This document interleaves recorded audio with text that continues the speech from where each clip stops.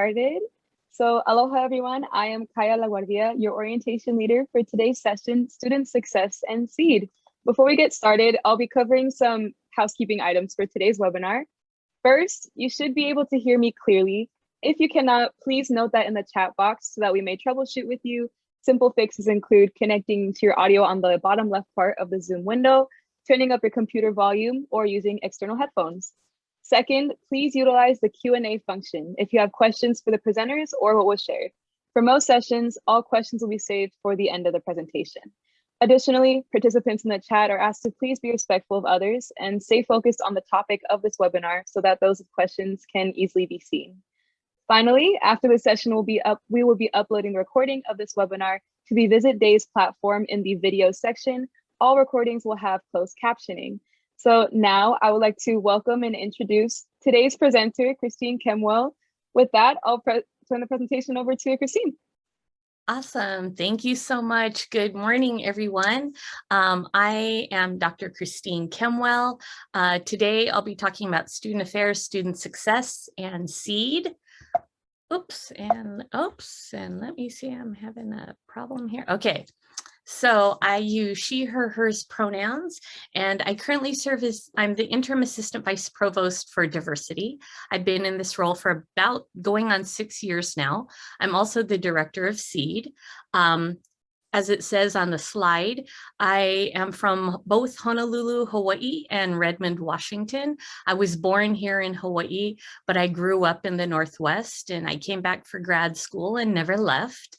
I also identify as a first-generation college student, so I'm the first one on either side of my family to ever go to college, and I'm also military connected. So I grew up with a dad who was in the U.S. Navy. He retired after 20 years. So I mention these things because some of the programs I'll be talking about are specifically for students just like me. So to give you an overview of what I'll be talking about today, just our welcome and introductions. I'll talk about what is student affairs, student success for a minute. I'll go over what is SEED, and then I'll do an overview of our different programs, and we will have time for Q&A at the end because you'll see the SEED programs cover a lot of ground and folks might have specific questions about some of our programs. So what is student affairs or student success? When you hear mainly it's student affairs, student success, you kind of think it's a more general kind of thing, of course, supporting students. But student affairs and student success, we're the division on campus that's basically, when you think about it, it's primarily the outside of the classroom stuff that happens. It's everything, the student-centered departments and programs dedicated to supporting students. It's everything from counseling and psychological student services to our support services for students with disabilities. It's our preschool on campus, and it's our academic advising. So it's a lot of the outside of the classroom things that are there really to support your student while they're on campus, or you as a student while you're on campus. And we're really dedicated to your personal, professional, and academic success. So then what is SEED? So SEED stands for Student Equity, Excellence, and Diversity. SEED has been on campus for over 30 years now, and it's comprised of over 25 different departments, programs, and initiatives that are both federally funded, state funded. We have some extramural partnerships where communities are actually supporting these programs, and we serve traditionally underrepresented and underserved communities. And that can be everyone and everything from students with disabilities to student veterans and military connected students to different ethnic and racial groups, to student parents, so students who have kids. And we also work with students who are all along the range of academic preparedness and achievement. So that's kind of still like okay, that's a nice generic kind of definition, but what is SEED? So now I'll spend some time actually talking about our different programs and services to give you an idea. I won't talk about all of them, but I've included most of our SEED programs actually have pretty active Instagram accounts, because that is actually one of the ways that we have found students prefer to find out about events that are happening and services, rather than the traditional piece of paper flyer that might be tacked up to a bulletin board. We do still have those, not so much anymore, especially now with COVID, so many things are online. So I have included the Instagram accounts. Follow us if you'd like more information. I also have a picture here of our Queen Liliuokalani Center for Student Services. That's the building where most of us are actually housed on campus. Great building that all of you students should know about, because that's where admissions, the registrar, financial aid, and the parking offices are. So a lot of the really kind of key critical things for students are there. First, so now going into our programs, we have Bridge to Hope. It's actually a UH system-wide initiative, and it's to work with our welfare participating students. We provide on-campus work opportunities for students in order to meet their mandatory work requirements. We also have college opportunities programs, or COP.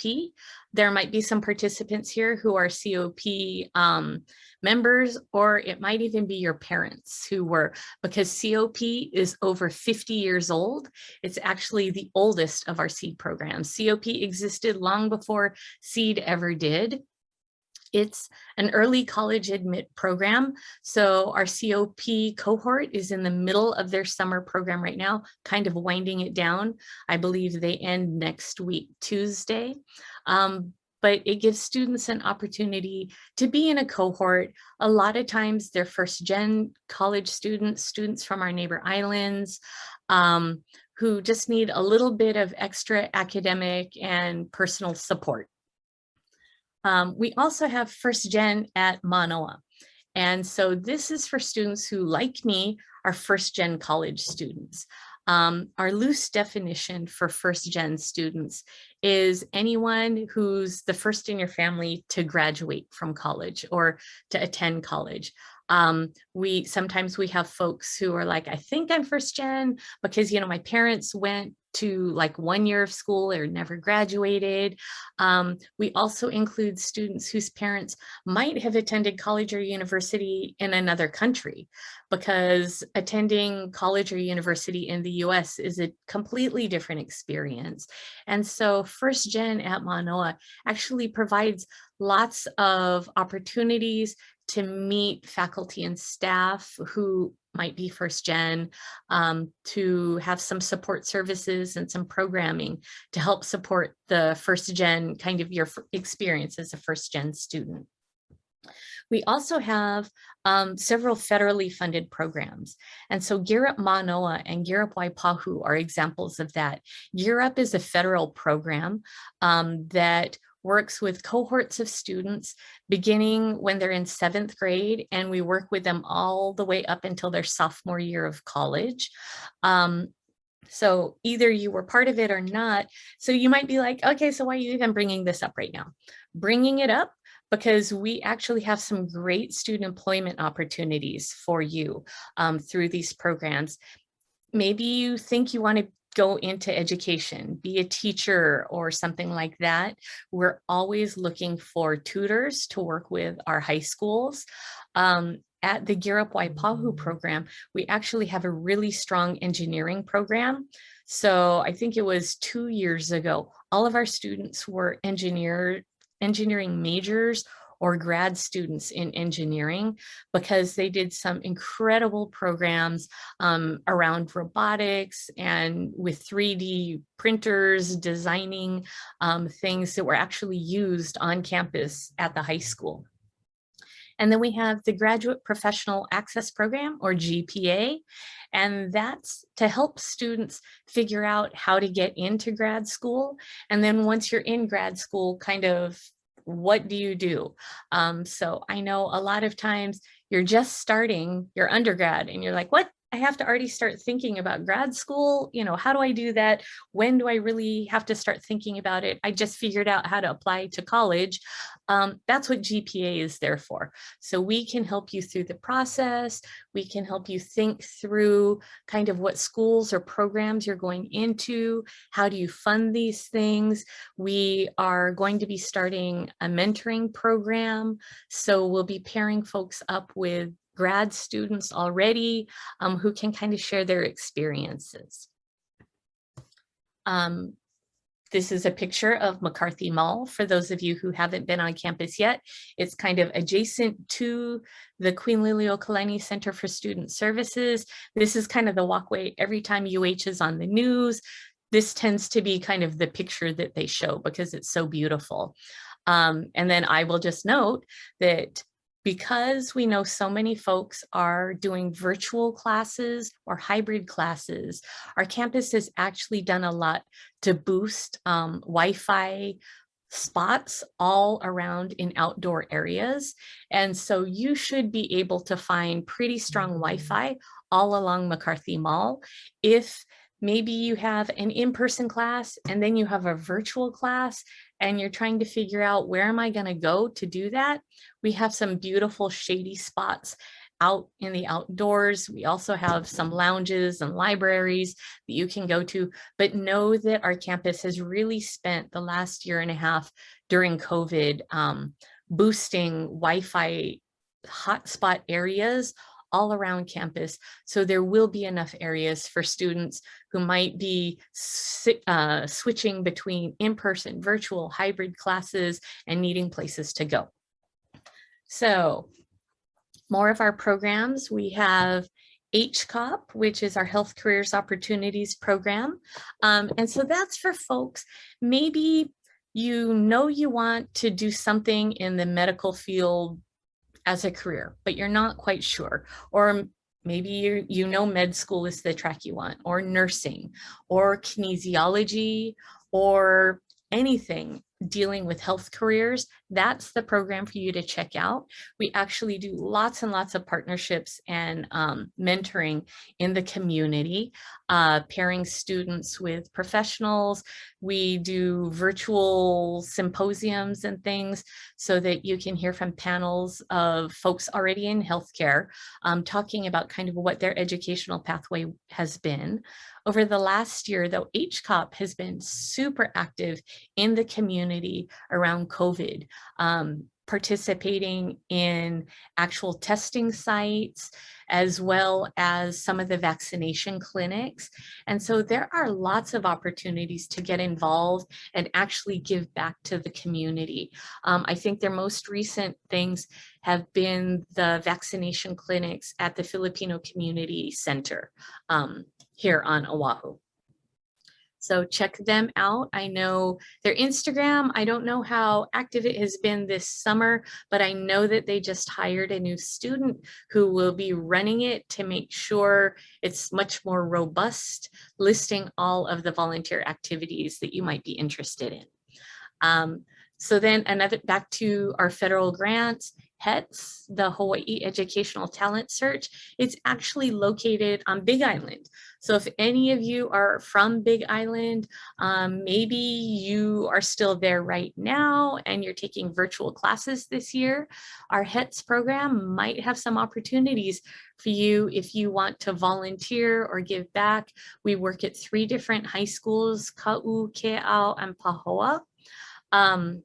Check out their Instagram. We do lots working with first-gen students in those high schools, helping them to get into college.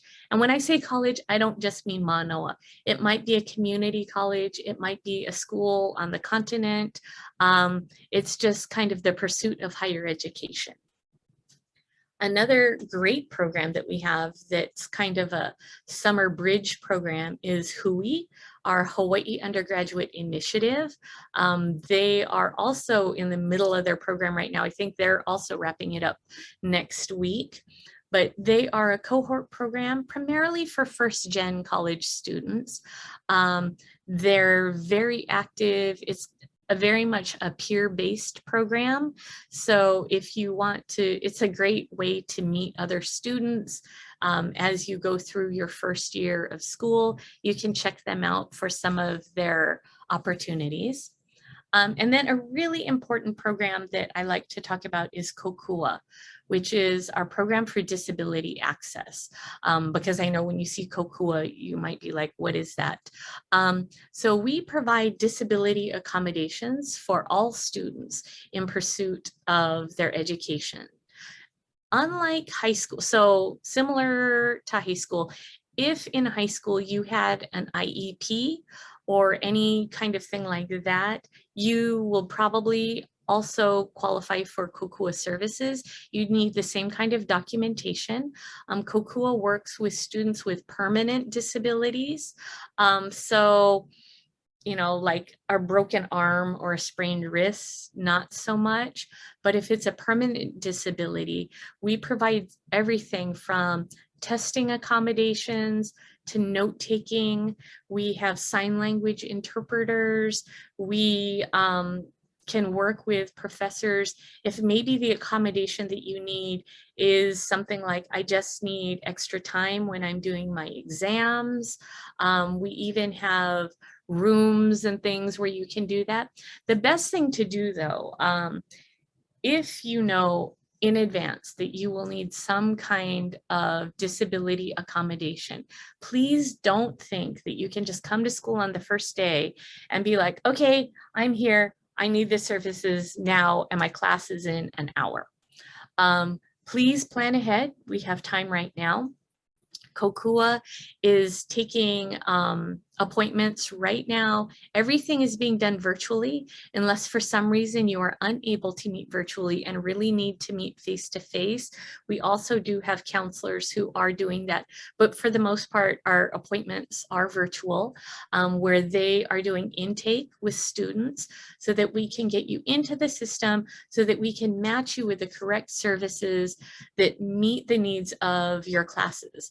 Because, for instance, if you're taking like an English 100 class, you may need different accommodations than, say, if you're taking dance or if you were in a science that has a lab.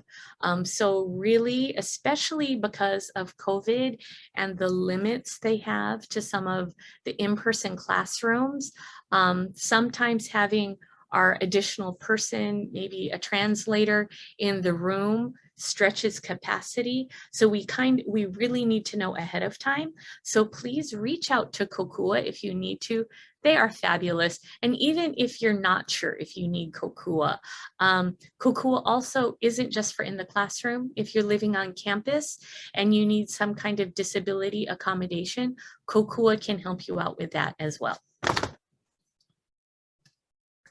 Okay, so then this crazy view on this picture is actually a view from the front stairs of the QLC.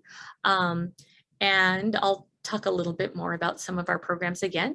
We have a great LGBTQ+ Equality Center. It is kind of what it says, providing services for lesbian, gay, bisexual, trans, queer, and allies. Everything from safe zone trainings and programs. We also have a very active coffee hour that meets weekly. I think their first meeting is the very first week of class. So they're not meeting right now. They won't be meeting next week, but the first week of school, Wednesday afternoons is when coffee hour happens, Rainbow Coffee Hour. It's great if you want to figure out how to get involved on campus, meet some folks. They also really help with things like for our trans students, if you're going through transition, you need name change. Our university actually has a process so that we can accept your name changes. on all of your forms, your student IDs, things like that. So reach out to the LGBTQ plus center if you need any support services, or even if you're just an ally and you want to get involved and do some things on campus. The Manoa Access Initiative is another kind of bridge early first year program.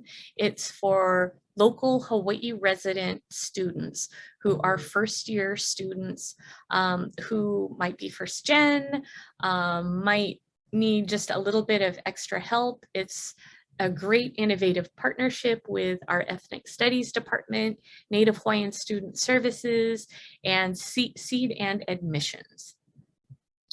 METS, or the Manoa Educational Talent Search, is another one of our federally funded programs. It's the twin to HETS.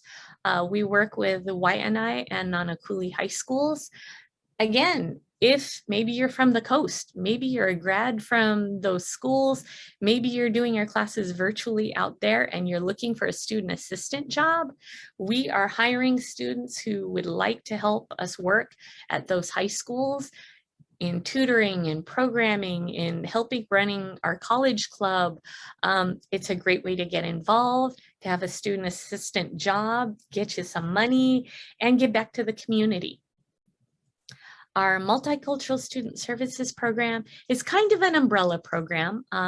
They provide services for Hui that I talked about already. We also have a Pacific Islander program, the Pacifica Access Program, where we do a lot of outreach with Pacific Islander communities and helping them get into community colleges as well as Manoa. The Nakapuna Senior Visitors Program.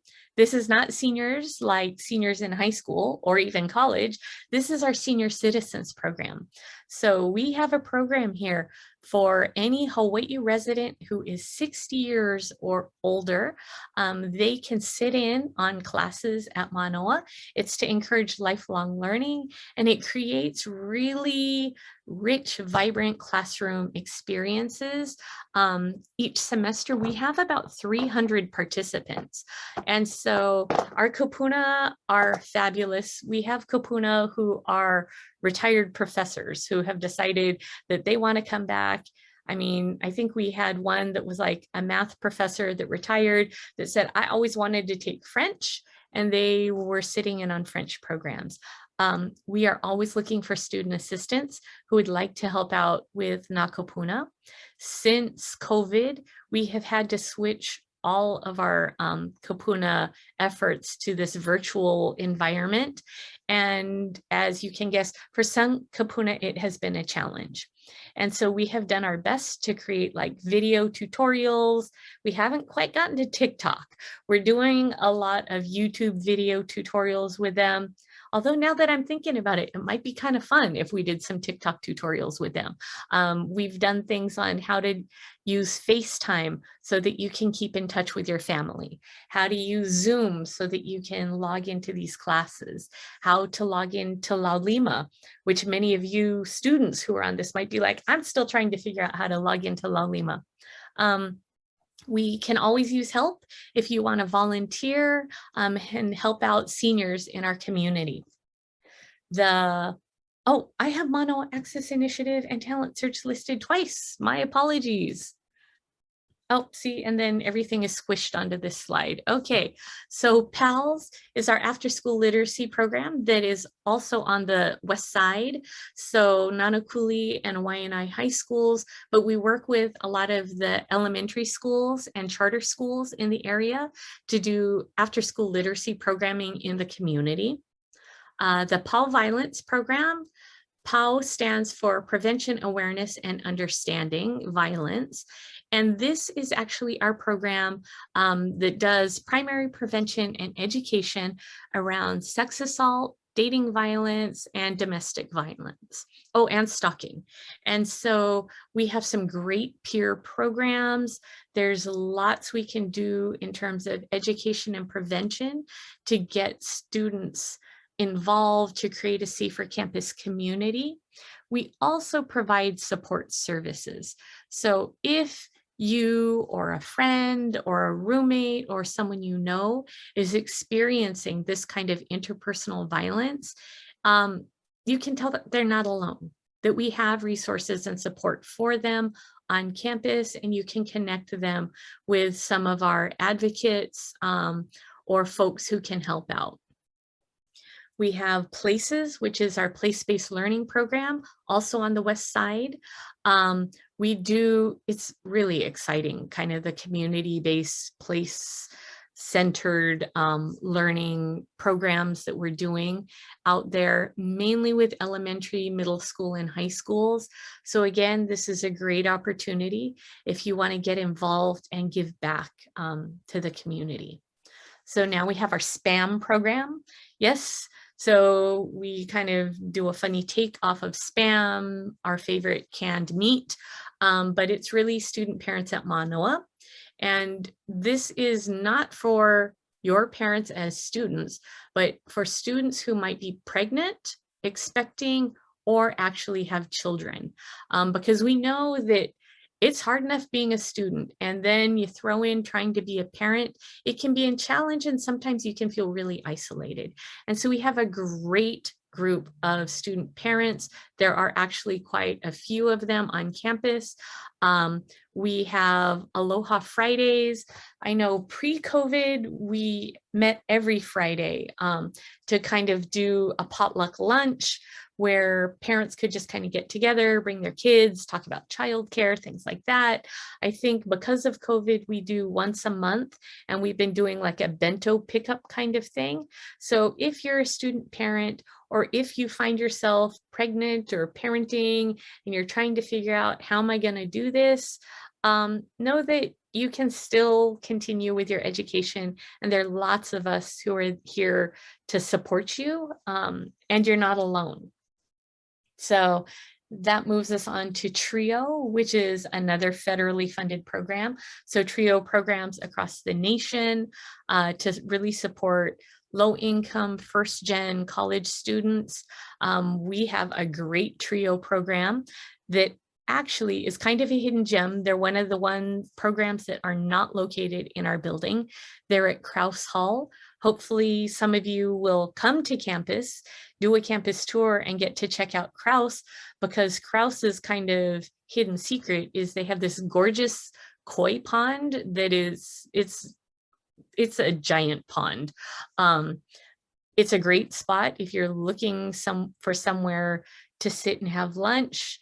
Maybe log into your classes, because I know they have Wi-Fi around the pond area.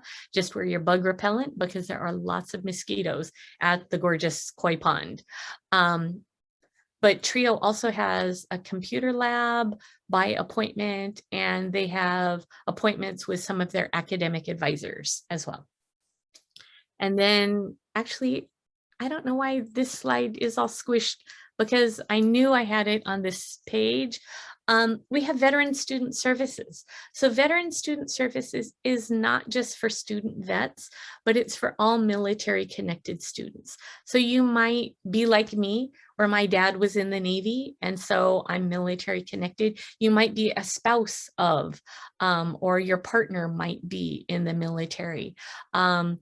They can provide support and assistance if you are using your military educational benefits, your GI Bill, or if you're using your parents or your partner's GI Bill benefits, and you might have some questions, you might need some access or information.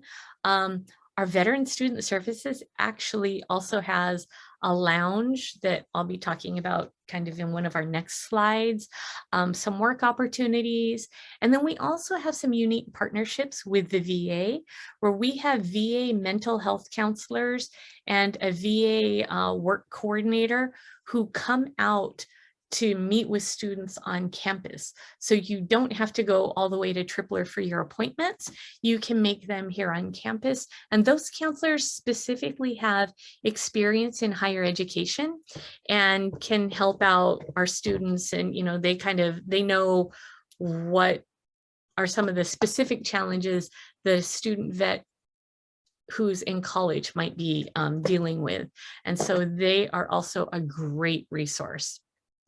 The Women's Center is on the second floor of the QLC. They house the Bridge to Hope program, SPAM, LGBT, but they also have a really nice lounge. I know because of COVID, we have limited capacity to the lounge, and I believe to use the study space is by appointment only, just to make sure that we're not too crowded in there because it is an indoor space. And then I just listed SEED.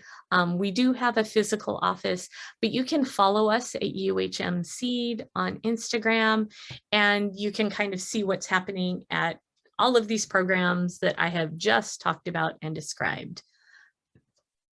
So I know when we talk about SEED, you think the diversity programs, and for folks who are coming, especially from other places, you're like, well, where are the cultural centers? Because on most other campuses, when you talk about diversity, you're talking about the cultural centers. So we don't actually have cultural centers here at Manoa because things are a little bit different in terms of race and ethnicity, but we do have very strong active student programming, and our student programming kind of work hand in hand with a lot with SEED, as well as with other departments and programs. So I've listed some of the really active programs here. Our Black Student Association. We also have Black Grad. So if you are just starting out, that's something to look forward to. I love Black Grad. We have a colleague who is a PhD student who kind of started it, revived it. It's a great time to meet folks from the community. We have really nice stoles that you can get. If you've been active in coming to BSA meetings and events, there's a lot of community partnerships with some of the Black sororities and fraternities that are here on island. We also have ESSA, which is our Ethnic Studies Student Association. You don't have to be an ethnic studies major to be involved, but they do a lot of work, multiracial, multi-ethnic work, a lot of community-based work. They also work with some of our labor unions and community organizations. So if you're looking to get involved, that's another great resource. La Raza Unida also has, like BSA, they have a grad ceremony every year for both BSA and La Raza and ESSA actually. Because of COVID, we've had virtual grad ceremonies, but we still have really great stoles that you can wear. Native Hawaiian Student Services actually is a department and program in its own. They have what I believe is one of the most gorgeous offices. When you first walk into the Queen Liliuokalani Center for Student Services, it's on the right in the entryway. Study spaces, an amazing lounge. They provide so many programs, services, links to scholarships, funding, orientation.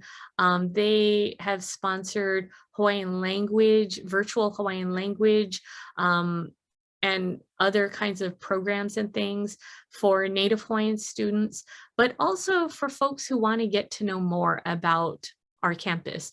We are a Native Hawaiian, a place of Hawaiian learning, and you know, it's important to know more about the place that we're at. And so connecting with NHSS is a great way to get started. And then we have pamantasan, which in Tagalog or Filipino means higher education. And this is kind of the overarching umbrella system organization for Filipino students, Filipinx students. I put that Instagram there because I know they post. We also actually at Manoa have both Ilocano program, which is Timpuyog, and a Tagalog program, which is Katipunan, but Pamantasan kind of posts all of it. So this is kind of another way you can know more if you were looking for more of the cultural center experience. So some of the highlights, right? I give an overview of all of our programs, but I didn't talk about everything. Some of the highlights: know that through Bridge to Hope and SPAM, we also have financial literacy programs. You don't have to be a parent to participate in these financial literacy programs. Through the LGBTQ Center, we have gender neutral restrooms. I remember when we only had one on campus. Now we have so many more, and there are even like multi-stall gender neutral restrooms. If you're looking for that, on the 3rd floor of the QLC, you can find a gender neutral restroom. This is a great space for our non-binary students. Know that for our non-binary students, you can use whichever restroom you identify with. It does not have to be the one that is like from a biological standpoint. So please know, I think I just saw on the LGBT, if you follow them on Instagram, they just posted the new map highlighting some of the new gender neutral restrooms. They've worked hard so that new buildings on campus actually have to be built with gender neutral restrooms in mind. And these can also be family restrooms. Know that I know for some of our gender neutral restrooms, sometimes for our students with disabilities, there can be a caretaker that's an opposite gender. And so they need a restroom where both genders can go in. As a parent, sometimes you might have a child that you still need to be with. They might be kind of old, but not old enough that you want to leave them on their own. So gender neutral restrooms can be found all around our campus now.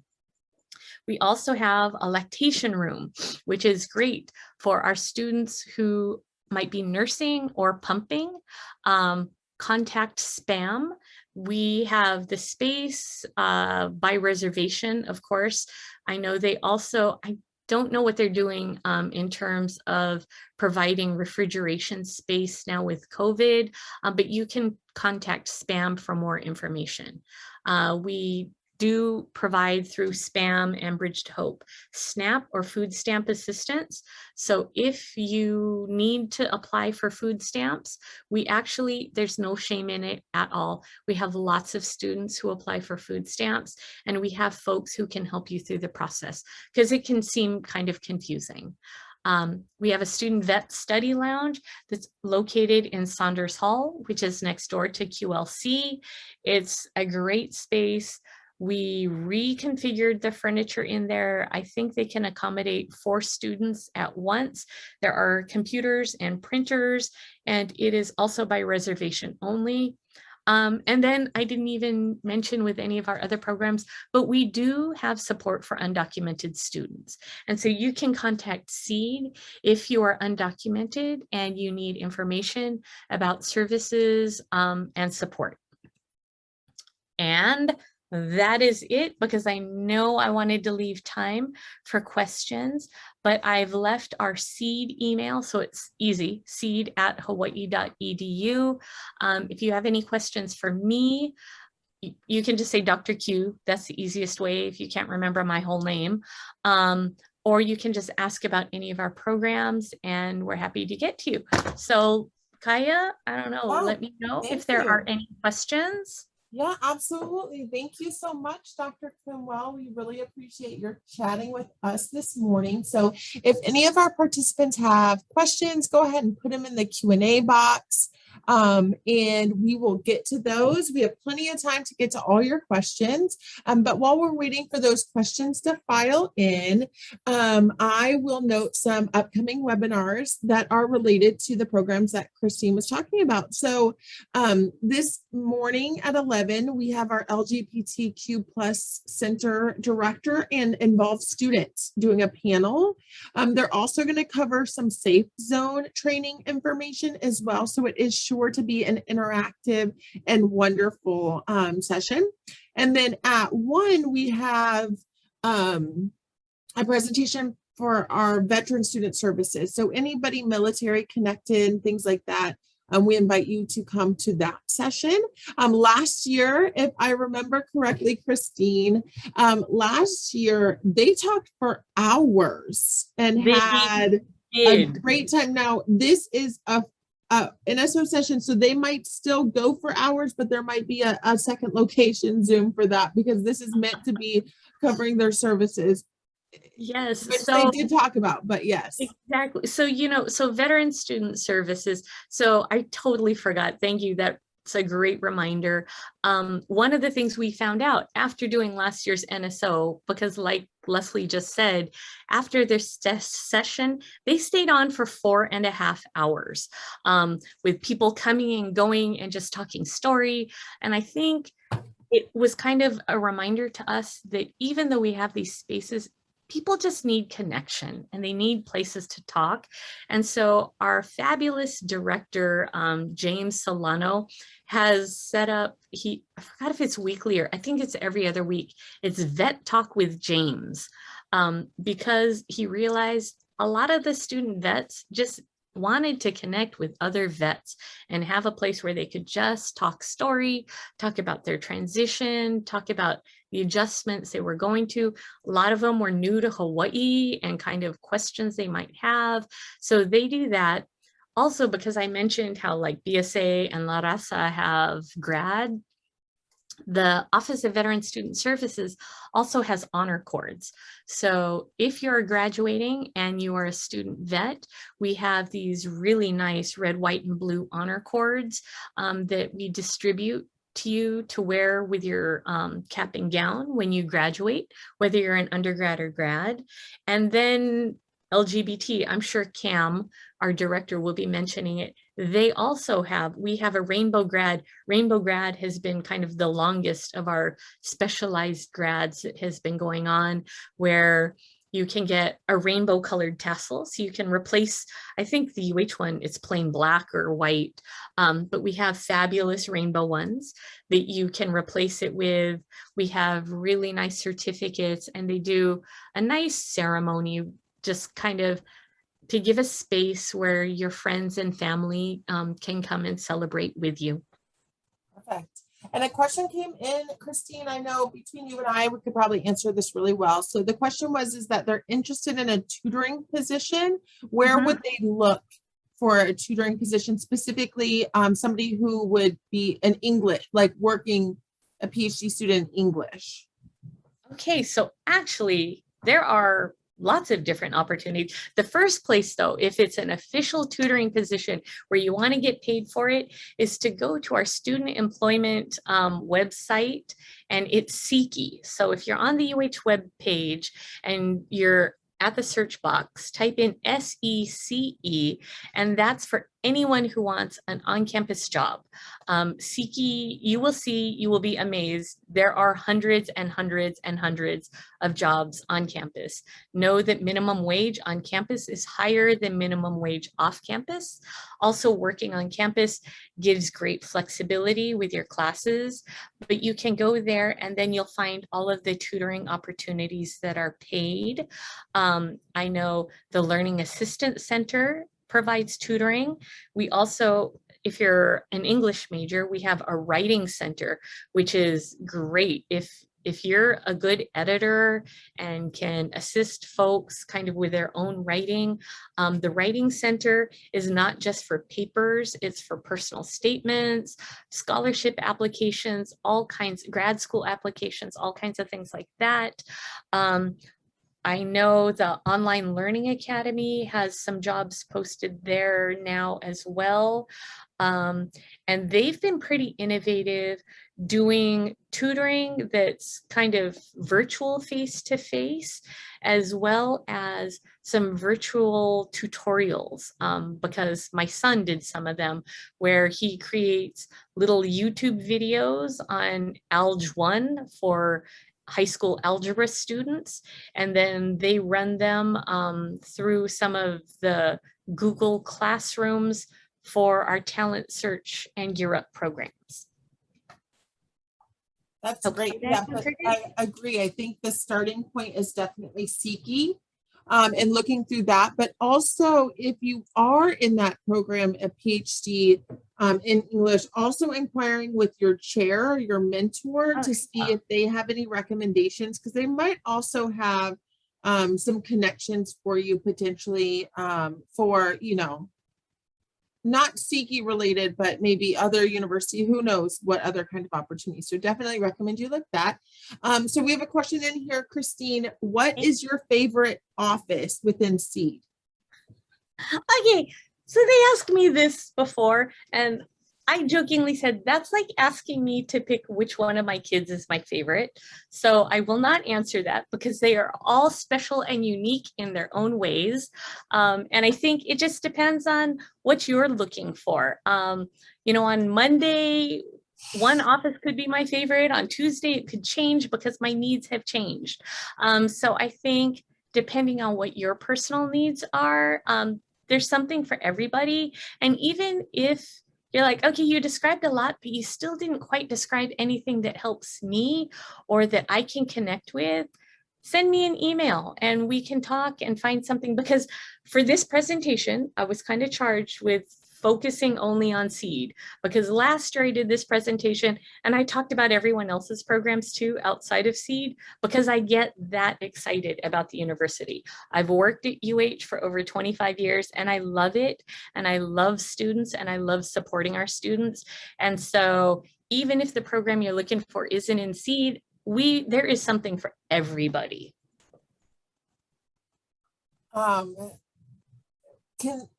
There's a question in here about the availability of the offices. Can they just go into offices? Can you kind of give us a good way to kind of determine what that availability looks like? Sure. Well, most of the offices have been, I know they've been frantically working to update their websites and things. Yes, all of the offices do have availability for in-person, face-to-face services.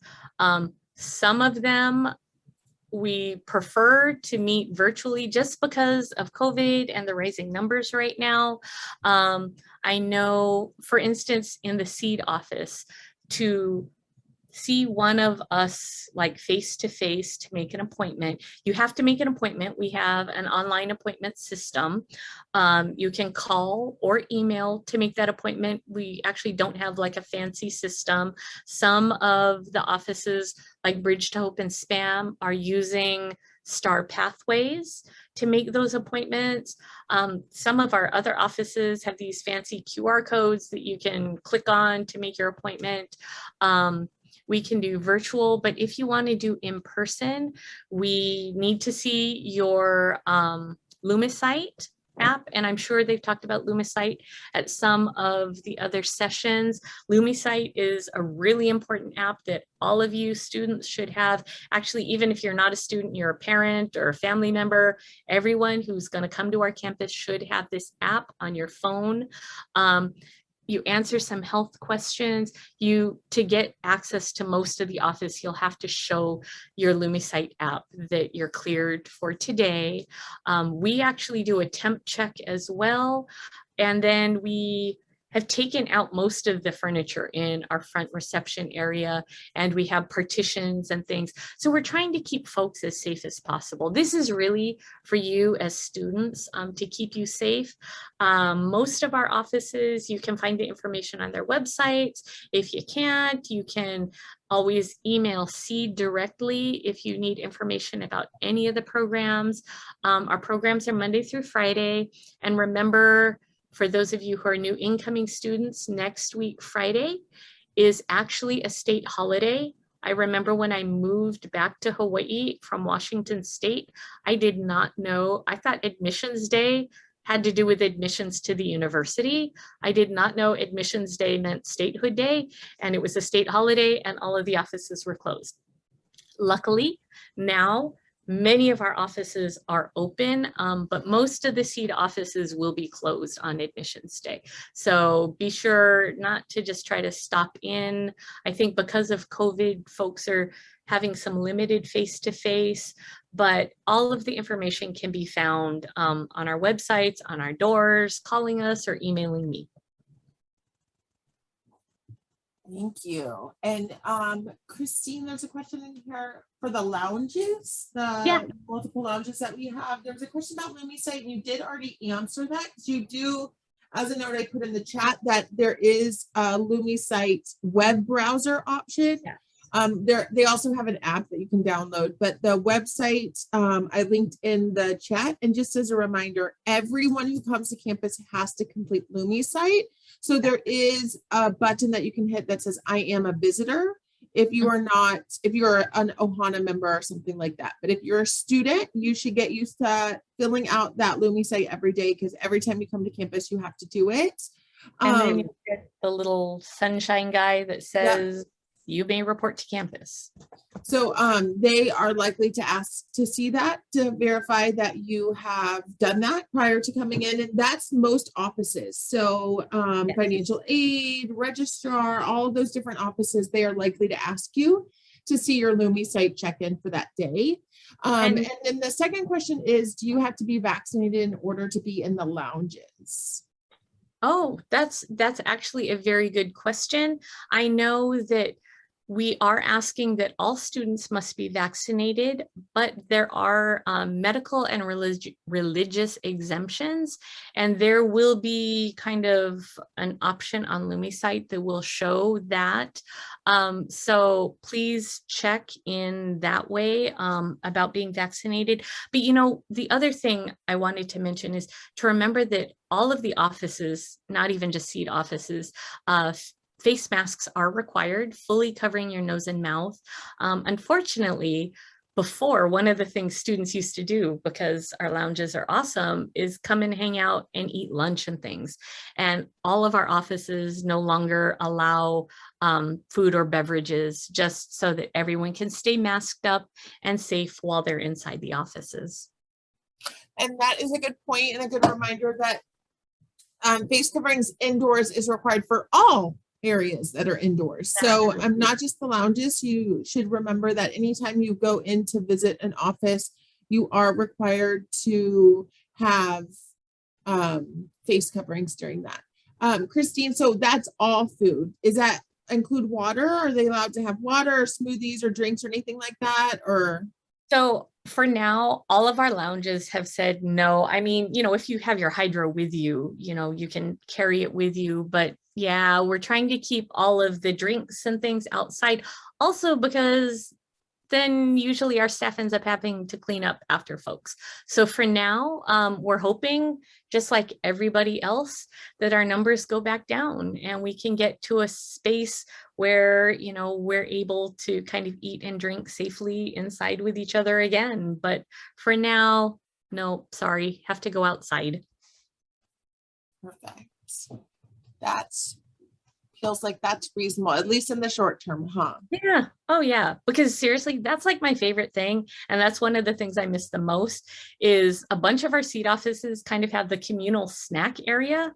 Those are gone now. I told, well, it's probably better for my health that the communal snack table is gone. But you know, that's how a lot of us connect and build community with each other, eating, sharing food, having drinks, you know, water, juice, whatever, bobas. Okay, I think that is all our questions. So I will go ahead and turn it back over to Kaya for a closing. Thank you so much, Dr. Kimwell. Of course, thanks. All right, thank you so much. Thank you for joining us today for this presentation. We hope that you gained some really helpful information from Christine. If you have any further questions or questions that were not discussed, please email your orientation leader or nrwo@hawaii.edu. You also have the SEED website or email right here at seed@hawaii.edu for more assistance. As mentioned, this webinar will be published on the NSO platform, so please make sure that you visit that page for the recording, as well as the links or documents mentioned by today's guests. Mahalo.